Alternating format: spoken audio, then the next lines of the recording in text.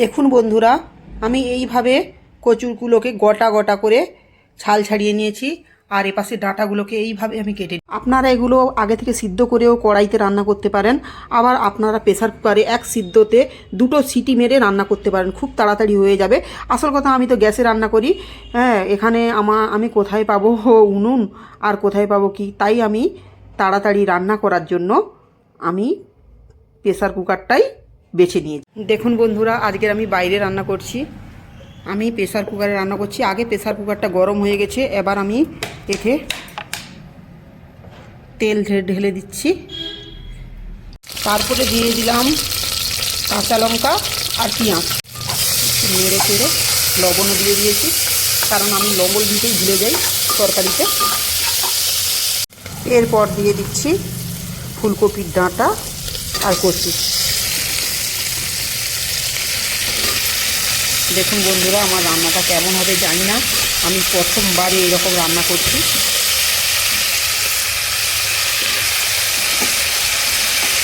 দিলাম পরিমাণ মতো হলুদ আর রাখা ছোলা, কাঁচা ছোলা দিয়ে দিই। ছোলা দিলে খুব টেস্টি হয়, আপনারা দিতে পারেন বা নাও দিতে পারেন। দেখুন বন্ধুরা, প্রেসার কুকারেও যে এখন সুন্দর একটা রেসিপি বানানো যায়, আপনারা দেখুন এরকম প্রেসার কুকারেও লাড়া যায়, প্রেসার কুকারেও বানানো যায়। এবার আমি পরিমাণ মতো জল দিয়ে দিচ্ছি। বেশি জল দেবো না, কারণ প্রেসার কুকারে বানাচ্ছি, সিটি পড়লেই হয়ে যাবে। দেখুন এই রকম পরিমাণ জল দিলাম।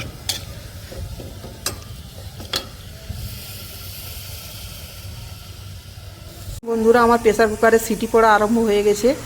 আর এই ধনে পাতাটা যখন হয়ে যাবে, 2টো সিটি পড়ে যাবে, আমি এইটা খুলে ধনে পাতা ছড়িয়ে দেবো। এবার আমার দেখুন, আমি প্রেসার কুকারটা খুলে দিয়েছি। আমার কচু এবং ডাঁটা সব কিছুই সিদ্ধ হয়ে গেছে, সবজি বানানো হয়ে গেছে। অল্প ধনে পাতাও আমি দিয়ে দিলাম। এবার লাস্টে আমি ধনে গুঁড়ো দিয়ে লাবিয়ে নেবো। যদি পারেন ধনে গুঁড়ো, গরম মশলা সবই ডালতে পারেন। আমার গরম মশলা ছিল না, তাই আমি ধনে গুঁড়োটা দিয়ে সবজিটা একটু নেড়ে ঘেটে এবার নামিয়ে নেব।